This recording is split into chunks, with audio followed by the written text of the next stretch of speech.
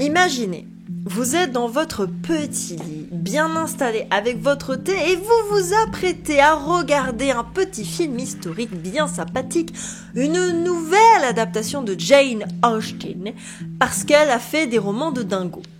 Vous êtes super content, vous savez que vous allez découvrir une nouvelle histoire humaine datant du début du 19e siècle avec des petites robes et des petits costumes. Et là arrive Dakota Johnson avec un look full année 2020 Instagrammeuse, en train de faire la maline à briser le 4e mur, alors que c'est censé être une femme respectable mais maline du début du 19e siècle. Vous êtes sûrement déçus, ou en tout cas surpris. Eh bien, c'est ce qu'il s'est passé pour les gens qui ont regardé Persuasion, qui a fait un énorme bad buzz à cause de ça. Évidemment, moi j'en avais entendu parler et je n'étais guère surprise, puisqu'effectivement, il y a une tendance générale dans les films historiques à moderniser les fictions historiques, alors que si on va voir une fiction historique, c'est pour que ce soit historique. Mais apparemment, les réalisateurs et les producteurs ne l'entendent pas de cette oreille en ce moment. Et ce problème est particulièrement visible avec un phénomène que j'ai découvert très récemment et qui commence à faire un petit peu parler de lui dans la communauté des gens comme moi un petit peu fous, c'est l'iPhone Face. Très honnêtement, celles qui ont le plus de popularité ont cet iPhone Face. Elles sont évidemment maquillées à fond, contouring, lèvres pulpeuses, puisque maintenant se faire regonfler les lèvres c'est quelque chose de très démocratisé. Je vais pas vous faire l'affront de vous parler des standards de beauté actuels, évidemment. Standards de beauté auxquels, je pense vous l'avez compris, je ne fais pas partie, je n'ai pas d'iPhone Face, je n'ai pas de visage symétrique parfait, je n'ai pas de contouring ici et je n'ai pas refait mes lèvres. Eh bien, cela veut dire que jamais je ne pourrais jouer dans un film hollywoodien. Non pas que ce ne soit un de mes projets, mais il faut le dire, beaucoup d'actrices aujourd'hui se ressemblent. Je dis pas qu'elles ne sont pas belles, je ne dis pas qu'elles n'ont pas du charme, qu'elles ne jouent pas bien, mais elles se ressemblent, pas forcément objectivement physiquement, mais parce qu'on fait en sorte qu'elles correspondent à nos standards de beauté. Elles ont le maquillage et le look qui va avec. Ce qui pourrait fonctionner dans un film qui parle de sujets très actuels, eh bien ça coince quand on commence à faire un film qui parle d'une époque passée. Et donc l'iPhone Face commence à poser problème, puisque quand on regarde un film du XVIIIe siècle, on n'a pas envie de voir le visage de Kylie Jenner avec une perruque XVIIIe siècle. Pour caricaturer, c'est ça. Et les gens ont remarqué que ça les faisait un peu sortir de l'histoire. Je vous ai beaucoup parlé des costumes historiques, comme quoi c'était important pour s'intégrer, pour s'immerger dans la fiction, mais c'est vrai que je parle très très peu du maquillage et de l'apparence des acteurs et des actrices, qui est pourtant aussi très importante. C'est bien de donner une robe plutôt correcte historiquement, mais si l'actrice elle a putain de lèvres rouges, un smokey eye, du liner, etc., forcément, il y a un petit décalage. Le problème principal, c'est que ça implique dans notre imaginaire collectif que des femmes du XVIIIe siècle, par exemple, ressemblent à des femmes d'aujourd'hui. Non, non, non, ce qui est faux. Les standards de beauté ont évolué avec le temps, je ne vous apprends rien, beaucoup de femmes le disent aujourd'hui que on nous critique énormément pour notre poids, alors que être ronde, pulpeuse, voire grosse, eh bien c'était quelque chose de très sexy et d'extrêmement bien vu au XVIe siècle. Au XVIe siècle. Au XVIe siècle, puisque si vous êtes un petit peu rondelette, ça prouve que vous mangez bien, vous êtes plutôt riche et vous pouvez faire des gosses. Et quand on regarde les tableaux, bien qu'ils sont là pour améliorer les visages, eh bien on voit que ce sont des visages très humains. Et donc on voit les imperfections, on voit des visages qui ne sont pas symétriques, on voit les doubles mentons, je pense notamment à Marie-Antoinette, qui était réputée extrêmement belle pour son époque. Elle correspond pas du tout à nos standards de beauté, notamment parce qu'elle a le menton des Habsbourg et ça fait un petit double menton. Pourrait peut-être devenir une Habsbourg finalement. Aujourd'hui, évidemment, le double menton, c'est hyper mal vu, et à l'époque, ça ne posait absolument pas problème. Après, on va pas se mentir, j'ai vu beaucoup de gens dire oui, mais les imperfections, c'était quand même pas mal vu à ces époques-là. C'est faux. Bien sûr que c'était mal vu, et ça se voit particulièrement dans l'histoire de l'art. Les femmes, notamment, étaient toujours peintes de la même manière. Elles étaient peintes de manière parfaite, dans la quête d'un idéal de beauté qui est inspiré de l'Antiquité. Donc que ce soit les hommes ou les femmes, les sculptures antiques, c'est toujours des traits très droits, de la symétrie, même du nombre d'or, souvent, dans les proportions idéales qu'on recherche, notamment pour le corps. Ingres, qui est connu pour sa grande odalisque, qui est un très beau portrait, la meuf, elle a quand même des vertèbres en plus. Juste parce que c'est joli. Donc on va pas se leurrer, la perfection, ça a toujours été un sujet, notamment dans l'art, dans ce que l'on montre. Et à partir du moment où des artistes réalistes du milieu du XIXe siècle ont commencé à peindre des femmes de manière beaucoup plus réaliste, avec leur bourrelet, leur cellulite, parce que c'était des femmes normales de la vraie vie véritable, eh bien là, ça ne plaisait pas trop à l'académisme, c'est-à-dire à l'art suprême, celui qui était vraiment recherché, parce qu'on n'a pas forcément envie de voir des imperfections. Mais les femmes, en tout cas, ne cherchaient pas un idéal de beauté. Elles cherchaient à être les plus belles possibles, elles se conformaient aux standards de beauté, mais elles cherchaient pas à être parfaites. La perfection n'était pas recherchée. Elle était appréciée si elle correspondait totalement aux standards de beauté, mais elle n'était pas recherchée. Et ce qui a changé, c'est l'arrivée d'Hollywood et des stars hollywoodiennes. Parce que les stars, c'est un phénomène très récent, et les stars sont censées représenter un idéal de beauté. Alors, dans les années 50, ça reste un petit peu discret. Ce sont des femmes qui correspondent totalement aux standards de beauté. Donc c'est comme, je sais pas moi, Agnès Sorel, quelques siècles plus tôt, qui correspondait aux standards de beauté. C'est pareil, ce sont des actrices qui correspondaient aux standards de beauté, mais qui n'étaient pas parfaites. Juste, elles étaient très belles. Aujourd'hui, on ne cherche pas seulement à être beau ou belle, on cherche à être parfait. Et ce qui a changé aussi entre, on va dire, les années 50 et aujourd'hui, c'est la quête d'une peau parfaite, d'une peau lissée. Le souci, c'est que plus récemment, avec l'arrivée de la HD, de la haute définition, du botox, de la chirurgie esthétique, eh bien cette quête de la peau parfaite, elle est devenue hyper courante. C'est comme si on devait effacer juste ce qui fait partie de la vie, ce qui fait partie des visages, de la peau. Pour vous dire, sur ma caméra, il y a un filtre beauté.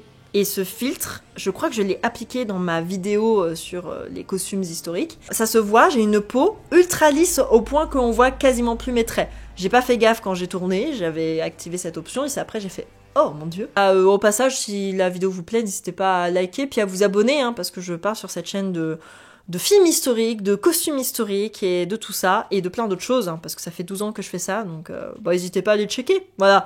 Moi, je fais ma pub au milieu de la vidéo, ouais, tu vas faire quoi ?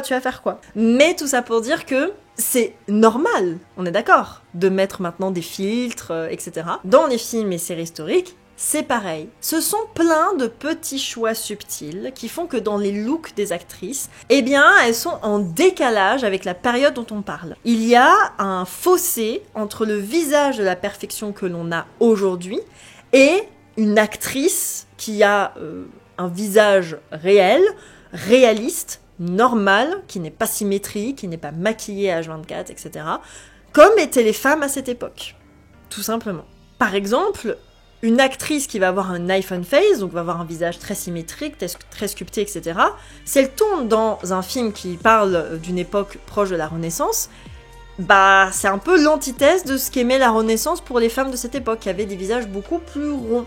C'est ce qui s'est passé avec Persuasion, avec Dakota Johnson. Alors, outre le discours global de ce film, que je n'ai pas encore vu, et un jour je ferai sûrement une vidéo sur les adaptations de Jane Austen, c'est comme si c'était pas une femme de la Régence anglaise, c'est une femme du 21e siècle projetée à la Régence anglaise. Et c'est pas ce qu'on cherche quand on regarde un film historique, on est d'accord. Comme quand on regarde un film de science-fiction, on n'a pas envie que Leia, elle sort son smartphone, on est d'accord. Dakota Johnson, elle est maquillée comme une femme de 2025. Elle a la peau lissée, les traits au niveau des yeux, les petites lèvres un petit peu glossées, voire un petit rouge à lèvres qui évidemment n'a aucun sens pour cette époque. Et elle a les cheveux détachés, elle a une coupe, comme quand elle va sur le tapis rouge, quoi, cheveux détachés, franges. Évidemment, c'est l'antithèse de ce qu'on a à la Régence, On avait des coupes, des coiffures très très élaborées. Pour le coup, Bridgerton là-dessus, même si c'est des coiffures plus récentes, au moins elles ont les cheveux attachés.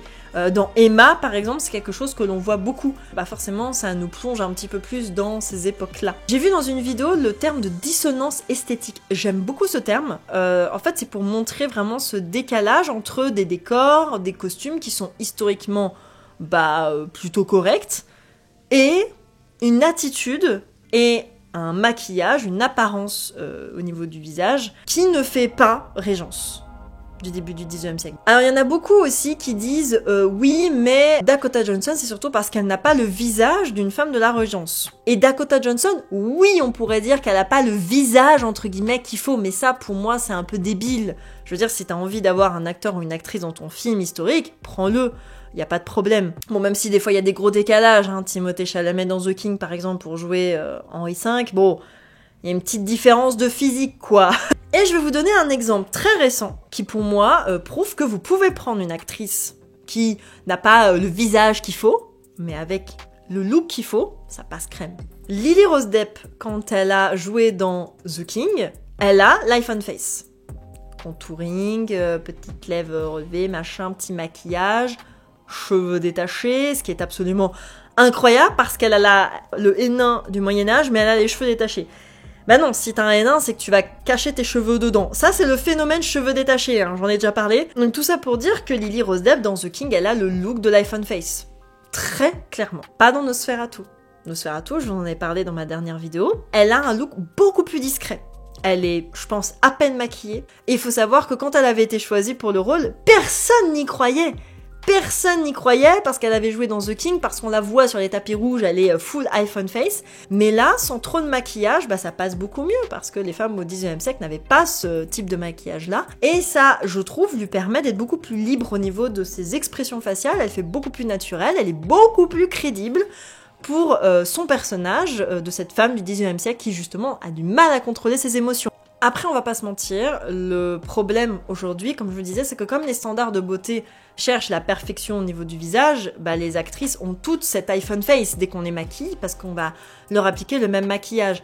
C'est pas quelque chose, par exemple, qu'on trouvait dans les films et les séries historiques d'il y a quelques années. Je pense que vous avez en tête la fameuse Keira Knightley qui est dans tous les films historiques, c'est hyper rigolo. Elle a fait Orgueil et Préjugés, bien sûr, elle a fait The Duchess avec de très beaux costumes. Pourquoi ? Parce que Keira Knightley, elle a, c'est vrai, un visage un peu passe-partout. Elle peut passer un peu à toutes les époques, Keira Knightley. Il y a également Kate Winslet qui est très populaire dans les films historiques. Bon, elle a fait Titanic, là, elle est full maquillée, mais elle a fait plein d'autres films historiques. Je pense notamment au Jardin du Roi que j'avais vu qui était très sympa. Il y en a d'autres. Et c'est vrai que Kate Winslet, elle a aussi un peu le visage qui passe partout à toutes les époques. Et c'est aussi parce que on a mis en valeur leur beauté par leur beauté naturelle, c'est-à-dire que là elles sont pas trop maquillées et elles ont plein de petites imperfections, ce qui les rend beaucoup plus réalistes parce que bah à l'époque encore une fois on n'était pas full maquillées et là dans ces films-là on veut pas d'elles parce qu'elles sont belles, même si elles sont belles, on veut d'elles parce qu'elles vont interpréter un personnage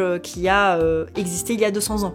Les dents, bah c'est un bon exemple. Aujourd'hui, les dents des acteurs et des actrices sont toutes parfaites. Ils vont tous aller voir un chirurgien dentiste pour s'aligner les dents, les blanchir. Keira Knightley n'a pas cette dentition parfaite. Ça la rend du coup plus proche de nous, tout simplement. Alors que des acteurs et des actrices qui vont jouer dans un film d'il y a 500 ans et qui vont avoir une dentition parfaite, on y croit zéro. Enfin, je veux dire, la dentition, l'orthodontie comme on la connaît, est très récente. Personne n'avait accès à des soins dentaires comme on en connaît aujourd'hui.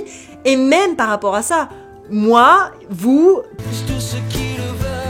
on n'a pas une dentition parfaite. Moi, j'ai les dents un peu jaunes, j'ai une dent ici qui fait un peu et qui se fait un peu la malle. Pareil pour les peaux parfaites. Je vous l'ai dit, aujourd'hui, on cherche des textures de peau parfaites grâce au maquillage, au filtre, etc. Autant vous dire que la peau des femmes il y a 500 ans, c'était la cata, parce qu'on avait des soins de beauté assez particuliers. Souvent, en fait, les femmes et les hommes avaient des visages grêlés en raison de la petite vérole. Je demande pas aux acteurs et aux actrices d'avoir des dents pourries, mais au moins d'avoir des dents plus naturelles, qui sont pas d'une blancheur éclatante et alignées parfaitement. Et aussi de voir un peu leur peau, quoi, leurs pores, leurs rides. Et pareil, je demande pas non plus à ce que, par exemple, les actrices qui jouent un rôle au Moyen-Âge aient le look du Moyen-Âge, parce que pour nous ce serait hideux vraiment à s'épiler les sourcils, avoir un front comme as, ou au XVIIIe siècle avoir the maquillage vraiment avec une couche comme ça de blonde céruse, avec le rouge ici sur les lèvres, que ce soit pour les hommes ou pour les femmes, chose qui est montrée dans Ridicule par exemple, parce que justement le film s'appelle Ridicule. Au moins pas de maquillage en mode iPhone face. Moi ce que je critique c'est la non-normalité des stars qui est devenue aujourd'hui extrême. Les stars ne sont pas normales, ce sont pas des gens comme vous et moi. Mais ce qui était juste ils sont un peu plus beaux que la normale il y a 20 ans, et aujourd'hui, ils sont parfaits. Ils ont une peau polissée, ils ont des traits parfaits, ils sont symétriques, ils sont machin, ils sont trucs. Et même s'ils sont déjà beaux, on va leur rajouter, notamment les actrices, on va leur rajouter encore plus de maquillage, ce qui va devenir des influenceuses Instagram en fait. C'est un problème qui est présent dans toute la cinématographie. On pourrait critiquer les standards de beauté actuels partout, on est bien d'accord. Sur les réseaux sociaux, c'est très présent. Mais dans les films historiques, c'est encore plus gênant et c'est encore plus flagrant. Les iPhone Face, on ne voit que ça. Alors que dans un film qui parle d'une histoire d'aujourd'hui, ça nous choque beaucoup moins, parce que c'est devenu la normalité de ce qu'on voit, malheureusement. Et aussi, le look est important, les costumes sont importants, mais le comportement des acteurs et des actrices aussi. Il faut qu'ils aient un comportement qui se rapproche de la réalité historique. C'est en ça que je trouve que Lily Rose Depp et Nicolas Hoult dans Nosferatu font un très bon taf. On s'y croirait, on a vraiment l'impression que ce sont des gens qui vivent au 19e siècle. Parce que vous allez me dire, c'est leur boulot d'acteur et d'actrice. Oui, bien sûr. Mais c'est parce qu'on leur demande surtout, la plupart du temps, de ne pas jouer des gens de ces époques-là. Dakota Johnson, ce n'est pas une héroïne d'un roman de Jane Austen. C'est une femme du 21e siècle projetée dans une histoire écrite par Jane Austen et qui commande tout, qui est une actrice de sitcom en fait. La meuf, elle s'adresse à la caméra, elle brise le 4e mur, elle est en mode strong independent woman, etc. Les romans de Jane Austen sont beaucoup plus subtils que ça. Pourquoi ? Parce que les femmes au début du 19e siècle devaient contenir leurs émotions. Elles ne devaient pas les montrer. Encore une fois, j'en ai parlé dans ma vidéo sur Nosferatu. Si vous l'avez pas encore vu, les gars, parce qu'elle a même pas atteint les 1000 vues, vous êtes très peu à l'avoir vue, donc faut aller la voir. Ce que fait Dakota Johnson n'a aucun sens pour ces époques-là. En revanche, ce que fait Keira Knightley dans Pride and Prejudice, dans Emma, c'est pareil. Ce sont des adaptations qui marchent très très bien parce qu'on voit cette espèce de je dois contenir mes émotions, mais en même temps je dois en véhiculer un petit peu. Et par exemple, je trouve que quand vous avez un look qui est un iPhone Face, je vous disais ça par rapport à Lily Rose Depp, vous avez moins la possibilité d'exprimer vos émotions sous cette petite couche de maquillage qui va lisser vos traits. Je suis un peu caricaturale, et encore une fois, les meufs qui se maquillent comme ça, ou les mecs qui se maquillent comme ça, je n'ai aucun problème, ne vous inquiétez pas. C'est juste que dans le cadre de ce genre de film, où c'est encore plus important d'avoir un jeu d'acteur très précis, très subtil, qui va pas trop véhiculer des émotions véritables, franches, parce qu'elle pendant très longtemps dans l'histoire, c'était pas quelque chose de bien vu. Eh bien, il faut laisser une certaine liberté aux acteurs et aux actrices. Et pour ça, il faut que le look, le maquillage notamment, soit pas trop marqué. Il faut pas que le maquillage prenne la place du jeu d'acteur. Oui. La perfection de nos standards de beauté aujourd'hui pose problème, mais sont flagrants et vraiment problématiques dans des films historiques. Parce que quand on va voir un film historique, on n'a pas envie de voir un film de 2025, on a envie de voir une histoire qui nous transporte et qui nous fait voyager dans le passé. C'est pour ça que je vous ai parlé des costumes, c'est pour ça que j'insiste autant sur la véracité des costumes. Faut pas qu'ils soient au détail près, pile poil comme il faut, mais au moins qu'ils soient un peu crédibles pour leur époque, parce que c'est ça qui va nous plonger dans notre histoire, dans l'histoire qu'on veut nous raconter. Donc voilà, j'espère que cette vidéo vous aura intéressé et vous aura plu. Moi en tout cas, j'ai bien kiffé parler de ce sujet que je trouve assez passionnant. Je ne sais pas si je l'avais fait, mais je tenais à vous remercier pour le palier des 10 000 abonnés qui a été atteint très récemment sur ma chaîne. Merci à vous de me suivre, bienvenue aux nouveaux et aux nouvelles arrivantes. Si vous venez de découvrir ma chaîne, je fais une vidéo par mois sur le thème de la mode sur cette chaîne, et j'ai également une chaîne de true crime, en tout cas qui parle de mystères et de légendes noires dans l'histoire sur Passé Sanglant. Je vous invite à aller checker ça. Je suis en train de préparer la vidéo des 10 ans en ce moment, donc j'espère pouvoir maintenir mon rythme de vidéo, mais je ne vous garantis rien.